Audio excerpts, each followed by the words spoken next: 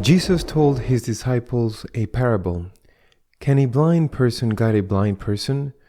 Will not both fall into a pit?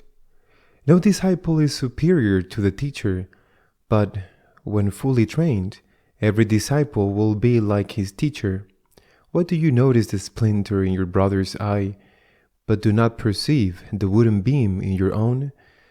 How can you say to your brother, "Brother, let me remove that splinter in your eye," when you do not even notice the wooden beam in your own eye? You hypocrite! Remove the wooden beam from your eye first, then you will see clearly to remove the splinter in your brother's eye. A good tree does not bear rotten fruit, nor does a rotten tree bear good fruit. For every tree is known by its own fruit. For people do not pick figs from thorn bushes, nor do they gather grapes from brambles. A good person out of the store of goodness in his heart produces good, but an evil person out of a store of evil produces evil. For from the fullness of the heart the mouth speaks. The Gospel of the Lord. This part of St. Luke's Gospel is a continuation of the one we meditated on last Sunday. In that one, we meditated on forgiving our enemy.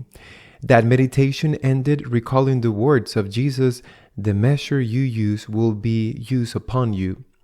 Following that same thread of teaching reflection in this Gospel passage, Jesus says to us, before you judge, look at yourself. Look at the defects you have and reflect on how you are asking to be treated. How you are asking for understanding, patience, time, how you are asking to be given opportunities. On the other hand, perhaps you do not realize it, but you are too demanding. You want changes in others to happen already.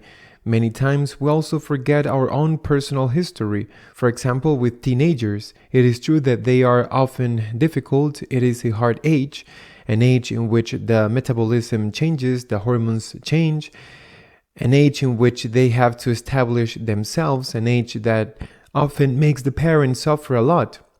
However, weren't you a teenager? Weren't you that age too? Maybe you should ask your parents, if they are still alive, how much did they have to put up with you? Therefore, look at those bad things you have so that you can understand and be understanding. I don't say tolerate bad behavior, but be merciful and understand the things that are wrong with the other person.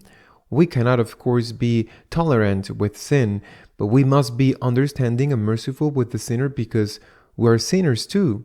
On the other hand, Jesus in this gospel tells us that we cannot be or expect to be more than the Master. What happened to Christ? What did they do to him? Will they not do the same to you?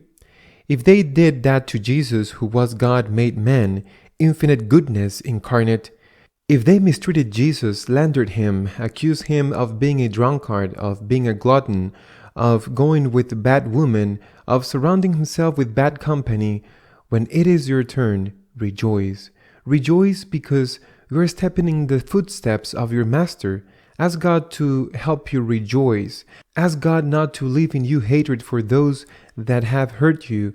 Ask Him to help you not to turn evil for evil because you need to have your faults forgiven, even if they are not nearly as great as those of those who have offended you. How fortunate to be able to imitate Christ.